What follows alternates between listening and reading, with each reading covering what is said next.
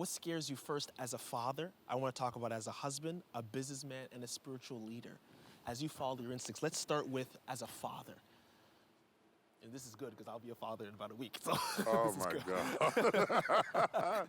Where do we start with that? Because it might be a fearful thing to follow our instincts. I think it is frightening to raise children. I think it's the hardest thing I ever did.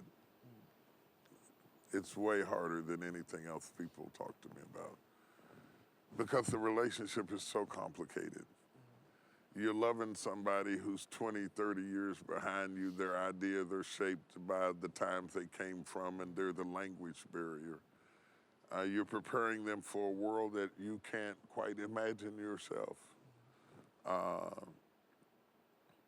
You're busy trying to provide for them, but in the process of trying to provide for them, you are denying them what they need most, which is time with you. And being a father is difficult because if you are as available as you would like to be, you do it often at the expense of being the provider that you have to be. And balancing those two things is frightening. And when they hit adolescence, you think, I probably didn't do very well because they go bananas. But you have to ride that out because on the other side of that, you start seeing the fruit. And I would say to every parent, every father, every mother listening at me, it is not what you leave to your children that makes them great. It is what you leave in them. What about as a husband? Fear as a husband. How do instincts play into that? I think the real dance is you never go home with the girl you came with. Okay. She's wearing her clothes, but she's not the same girl. Yeah. And you're not the same guy. You said I do to a woman you cannot see. You said I do to a woman who is 20 something.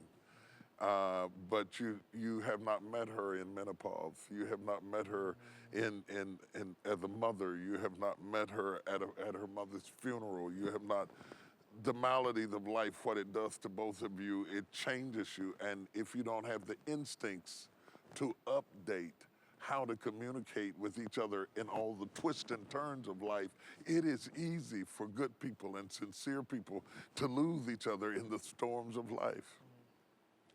And the fear was at the storm of our success and the tempestuous way that we lived that it would drive us apart and not together.